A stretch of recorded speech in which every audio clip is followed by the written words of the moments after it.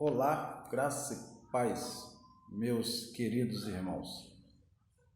Estamos aqui para estudar mais uma lição da nossa revista da Escola Bíblica Dominical, revista Palavra e Vida, lição 6. Quando a adversidade é a falta de reconhecimento. Vamos orar? Vamos pedir a Deus para que Ele venha nos direcionar nestas lições, que é baseado no primeiro livro de Reis, capítulo 19, versículo 14. Oremos. Senhor Deus e Pai, Deus de eterna bondade, Deus santo, Deus tremendo. Obrigado a Deus por nós estarmos na Tua presença e sentimos também que Tu estás conosco.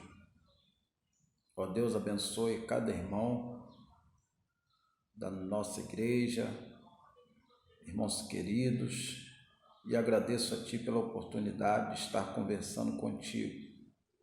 E peço que Tu venha abençoar, ó Deus Pai, o pastor Charles, toda a sua família, todo o ministério, e que Tu, ó Deus Pai, que eu possa falar, ó Deus, orientado por Ti, que eu não venha falar nada de mim. Abençoe-nos no decorrer dessa lição, perdoa os nossos pecados, em nome de Jesus, ó Deus. Amém. Irmãos, nós vamos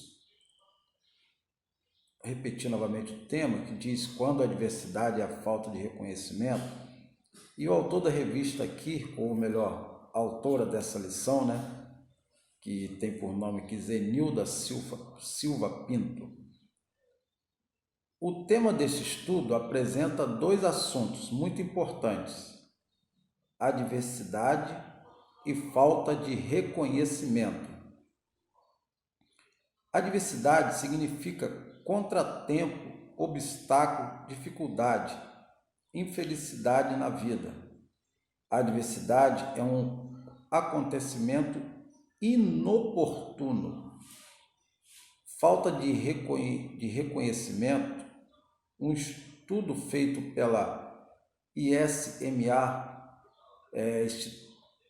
International Stress, Associação, revelou que 89% dos profissionais se queixam de estresse por falta de reconhecimento no trabalho. Isso também pode acontecer no trabalho cristão? Sim, os nossos personagens de hoje passou por um momento de adversidade e falta de reconhecimento. Elias, um grande profeta de Deus no reino idólatra de Israel, nos tempos do ímpio rei Acabe, nasceu na cidade de Tisbe, Só dando uma pausa aqui, por isso que no capítulo 17 de 1 Reis, já fala que Elias, o Tisbita, provavelmente localizado nas montanhas de Gileade, numa época em que Baal, o falso deus cananeu da tempestade, da chuva e da fertilidade, era adorado por todo o reino. Elias foi convocado por Deus para confrontar a idolatria do povo de Israel. Nós podemos o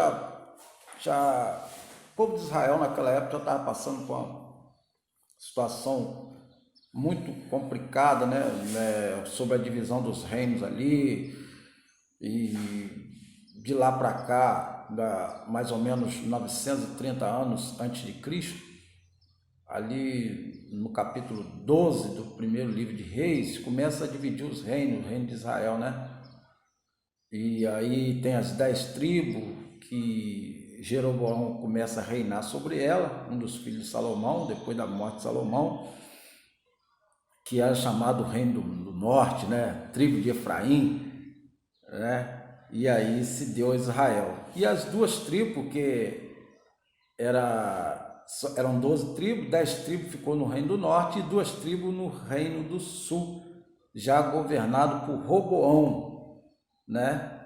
Que era a tribo de Judá e Benjamim.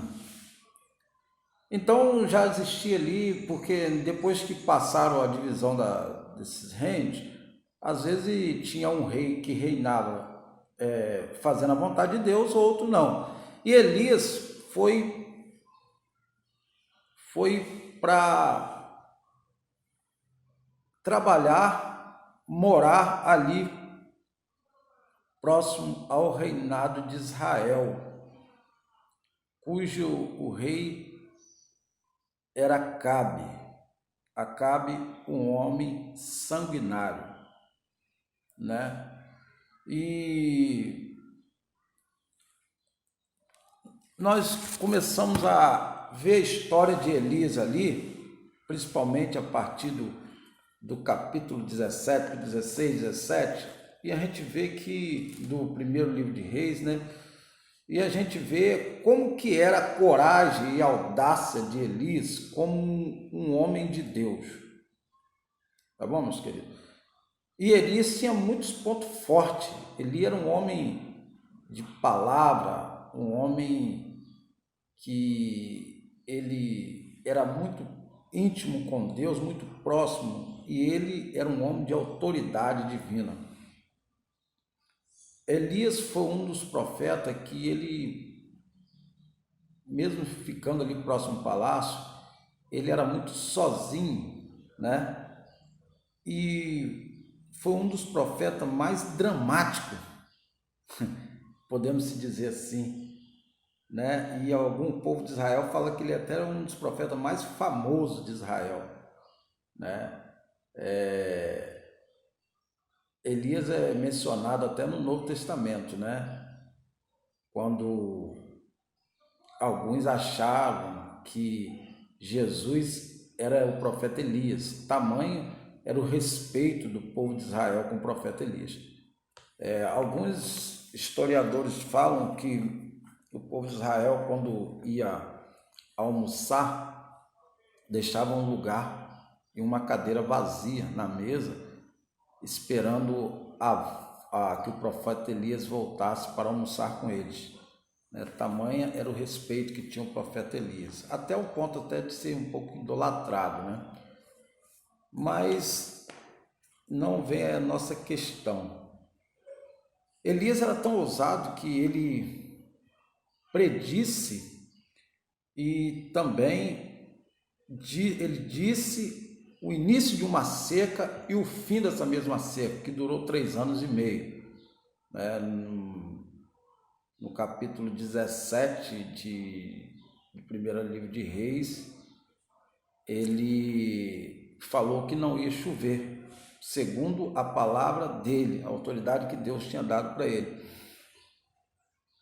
E a gente vê que Elias, não houve chuva naquela época, ficou 3 anos e meio sem chover. Isso também, ele fez um desafio também ao deus Baal, ao deus que Acabe servia. Enfim, queridos, não choveu.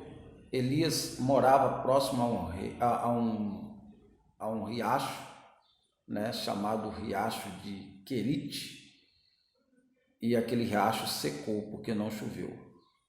E Elias ficou sem água, sem comida. E a Bíblia fala que ele foi sustentado pelos corvos. Mesmo assim, o profeta Elias não reclamou. Poderia ele reclamar e blasfemar: Senhor, eu pedi que não chovesse e agora eu estou sofrendo na pele. Mesmo assim, ele não reclamou. Elias foi tão ousado por Deus para ressuscitar uma criança, né? Ele ali, também Deus usou ele para ressuscitar o filho da viúva, né? Ali em Serepta.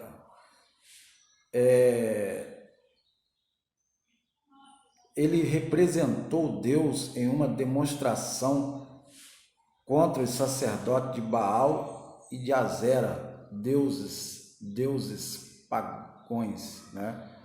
era um chamado Deus da fertilidade, Deus da promiscuidade.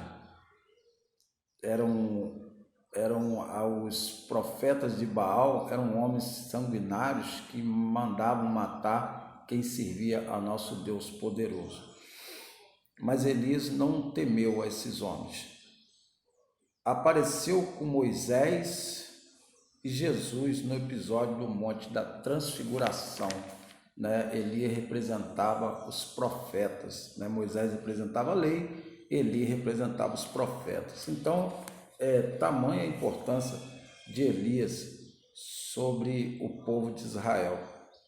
Sobre o rei Acabe, o texto de 1 Reis 16 tem uma descrição desse rei. Acabe, filho de Onri, começou a reinar sobre Israel no ano 38º de Asa, rei de Judá. E reinou Acabe, filho de Onri, sobre Israel em Samaria 22 anos. E fez Acabe, filho de Onri, o que era mau aos olhos do Senhor, mais do que todos que foram antes dele. Então Elias estava diante de um rei que a todo tempo estava querendo confrontar Deus. O rei Acabe é lembrado por sua perversidade, queridos. E o seu casamento com Jezabel, mulher dominadora e religiosa, que se dominava porta-voz do casal de deuses cananeus da fertilidade, Baal e Azerá, E eles prestavam culto a Baal. E nesses cultos, segundo os historiadores e arqueológicos, eram praticado a prostituição cultual. Então, era um culto com prostituição. Essa mulher era tão devassa da maneira de ser ela, que se alguém a chamasse uma mulher da época de Jezabel, era como se estivesse ofendendo. Era como se estivesse ofendendo a pessoa. E tanto é que a Bíblia menciona lá no capítulo 2 de Apocalipse, para nós não tolerarmos Jezabel.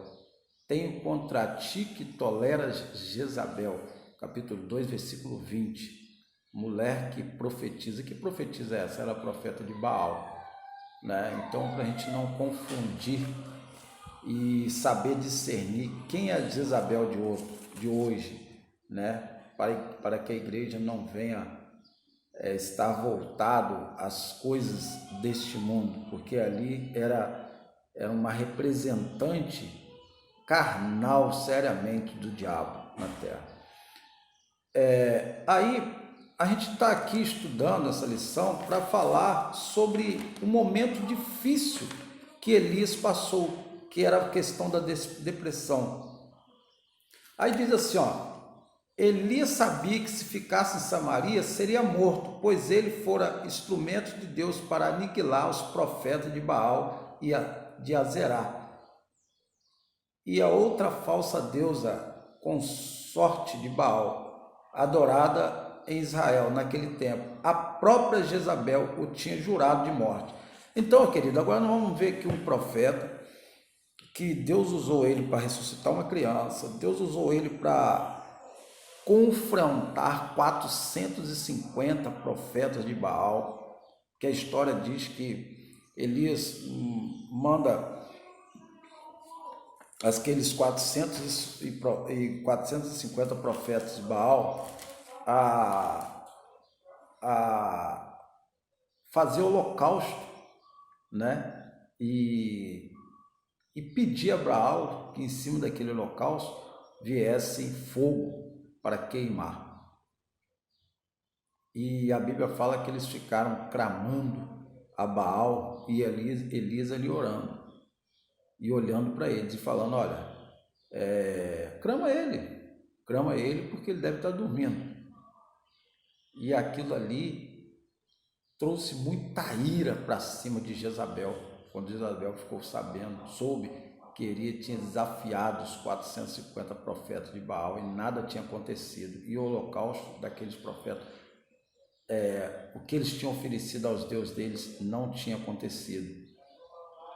E o fogo não veio. E quando Elias prestou um holocausto ao nosso Deus poderoso, a Bíblia fala que Elias chegou até a colocar água em volta do holocausto. E logo que ele começou a clamar a Deus, o fogo veio e lambeu até a água, secou até a água. Então, a gente vê que Deus é Deus e Ele jamais nos desampara. Só que aquilo dali criou uma ira sobre Jezabel. Então Jezabel mandou um mensageiro a Elias dizer-lhe assim me façam os deuses e outro tanto, que de certo amanhã a essas horas não puser a tua vida como de um deles. Elias, temendo por sua vida, foge para Berseba, que fica no extremo sul da região de Judá. Então Elias saiu de uma extremidade do norte e foi para o sul, correndo de Jezabel. Aí nós entendemos que Elias era um profeta que estava no meio de um povo sanguinário e ele praticamente estava sozinho como profeta. O texto aqui está dizendo que Elias era um profeta sentindo um fracasso e solidário. O profeta Elias desejou a morte. Então nós começamos aqui falando sobre depressão e parece que é uma coisa que não acontece com a gente, servo de Deus, mas não. Elias ali passou num estado de depressão, parecia que ele estava sozinho, E ele fala, eu sou um profeta solidário. E só pegando um gancho nisso aí, Elias ficava muito próximo ao palácio, muito próximo ao rei Acabe. Ele poderia se voltar-se ao Deus de Acabe e parar de servir ao Deus vivo, para ter galardão naquele palácio ali, uma vez que ele já era um homem influente. Mas não, ele não quis isso. Ele quis sofrer. Ele saberia que existia uma recompensa divina, é claro, mas representar com todas as forças o Deus maravilhoso pelo qual ele servia. Agora nós vamos entrar no estado difícil de depressão de Elias, E aqui o autor aqui está dizendo que isso também pode acontecer devido ao estado de grande estresse. Às vezes, quando encontramos uma pessoa vivenciando um quadro de depressão, ficamos tentados a pregar sermões ou até mesmo a julgá-la, pois ainda é muito comum algumas pessoas confundirem essa doença com um problema espiritual, demonizando-a. Eu particularmente tenho muito respeito com relação ao estado de depressão da pessoa. A gente não tem direito nenhum de demonizar essa situação, Nós somos humanos e assim Elias era um homem servo de Deus, respeitado no povo de Israel, idolatrado até por alguns, mas ele era humano, E ele desafiou 450 profetas de Baal, 400 de Azera e correu de uma mulher. Aí você pode dizer assim, mas como pode acontecer isso? Irmãos, eu quero dizer uma coisa para vocês. Enfrentar o diabo nunca foi fácil, A gente tem os nossos percalços, mas nós temos que ter força. Mas ali Elias estava numa situação muito complicada. Ele estava diante de um palácio, de um povo sanguinário, de uma região onde estava servindo outros deuses, e ele estava um profeta ali sozinho. E nunca se vai a uma guerra dando rosa, se vai com muitas armas. E aí tem que ir com as armas espirituais. E às vezes nós, como humanos, temos nossas fraquezas, falhamos nessas áreas. E Elias, A Bíblia fala, o texto aqui diz que quem nunca se sentiu só em algum momento, mesmo em meio a uma grande multidão, né? Às vezes você tem que tomar decisão como um profeta do Senhor para um povo ouvir. O povo está ali pronto a te ouvir uma decisão. E Eli era desses. Ele tinha que tomar decisão ali, vinda de Deus. Elias, Moisés, né? Outros homens de Deus que estavam em linha de frente, né?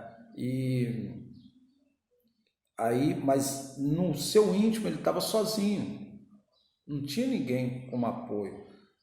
Às vezes nos sentimos só, todavia não devemos nos esquecer de que temos o Consolador, né? Aí entra o Consolador, entra a misericórdia de Deus, né?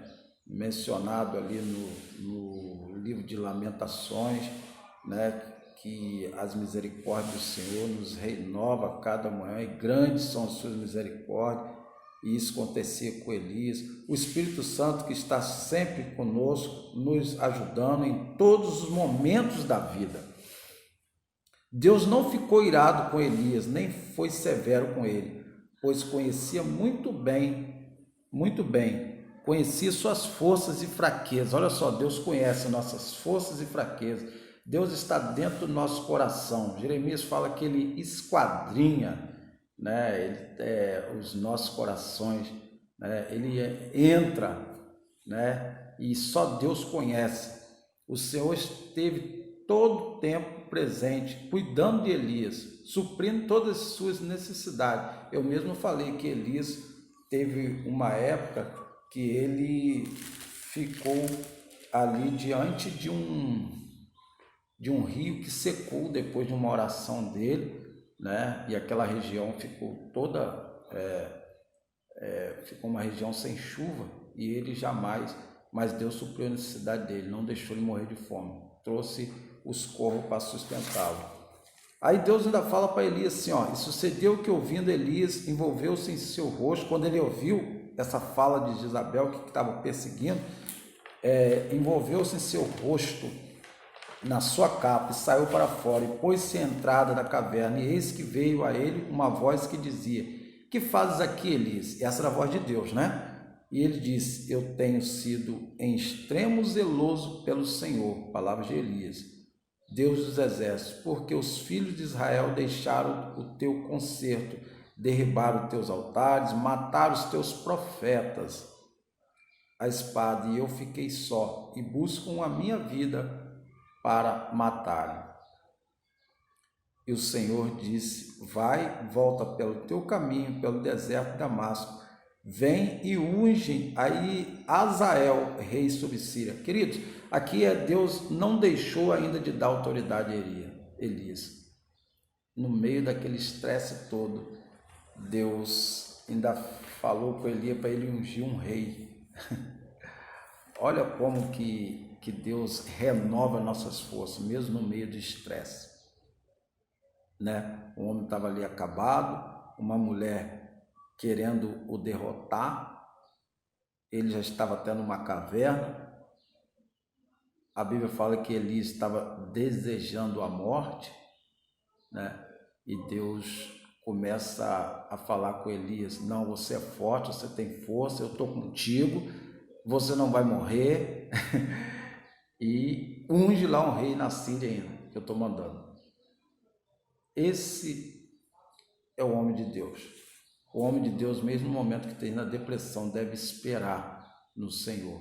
É por isso que muitos, eu respeito a depressão. Hoje Deus levanta aí psicólogo, pessoas preparadas para ajudar os outros nessa área de depressão, irmãos em oração, igrejas, né? Porque realmente, mesmo que a gente seja um grande pessoa na presença de Deus, cumprindo todos os seus mandamentos, nós passamos por momentos como humanos, momentos difíceis, né? E nós devemos respeitar isso, porque nós somos falhos, somos pó. Então, o que o autor diz aqui? Logo devemos estar sempre buscando a Deus, buscando em Deus o crescimento. jamais considerando que uma grande vitória obtida como a de Elias vivenciara no Monte Carmelo seja o máximo que devemos chegar e, portanto, devemos parar por ali, ou já nos darmos por satisfeitos, exigir reconhecimento como se fosse o fim de uma carreira. Elias estava querendo isso, que a carreira dele parasse ali, mas Deus queria muito mais dele. E eu posso dizer para você, não pare por aí, né? O inimigo vai tentar te parar, te estacionar, deixar você na inércia, mas Deus quer muito mais para você. Quer ver o que Deus fez? Elias havia sido uma ferramenta de excelência nas mãos do Senhor, mas ainda não era o fim. Ainda não chegara o tempo de ser premiado ou reconhecido. Deus ainda tinha grandes planos para os seus servos Elias. A hora havia chegado, mesmo em meio às incertezas do profeta. Ele não fora rejeitado por Deus.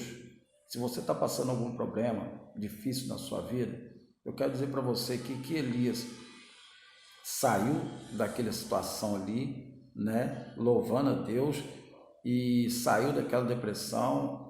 Jezabel não conseguiu matá-lo, né? Ela, pelo contrário, ela que teve uma morte muito triste, ela foi comida por animais, a Bíblia fala isso, né? E ela não conseguiu colocar mão no servo de Deus, né? E eu quero dizer para você que os seus adversários, dos seus adversários, quem luta é o Senhor.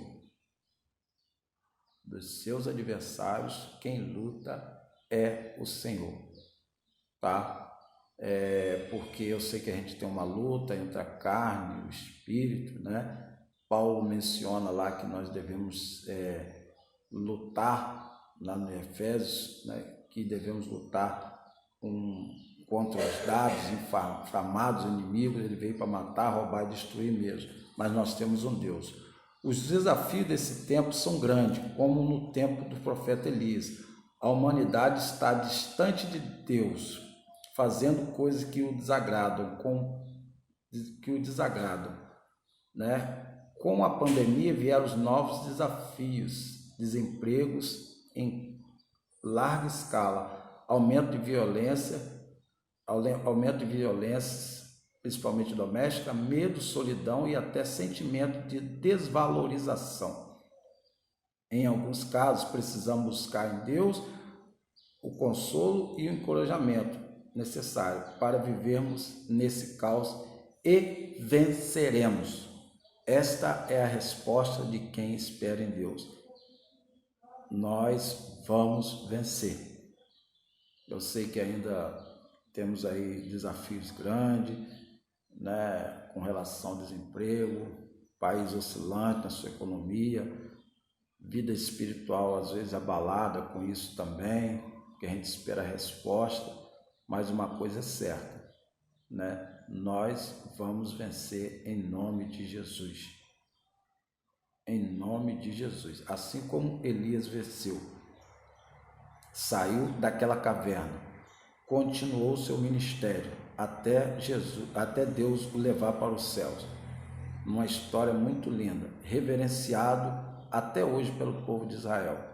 Assim é o nosso Deus. Ele quer te dar honra, ele não quer te ver deprimido, em nome de Jesus. Que esta lição do profeta Elias, que era um grande homem de Deus, mas que sofreu também na carne a depressão e que venceu ela, possa ser uma lição para a sua vida, para que você tenha um encorajamento em meio à adversidade e saber que Deus está contigo e que você não vai deixar de vencer. Glória a Deus, aleluia, pela sua vida, e que tudo possa ser completado em seu coração. E procura estudar a palavra de Deus, principalmente o capítulo 17, 18 e 19 do primeiro livro do Reis. Você vai ver grandes maravilhas aqui, a mão de Deus sendo usada, né? A mão de Deus usando ali aquele o profeta Elias, o quanto lição aquele homem traz para a gente. Deus seja louvado neste dia. Amém.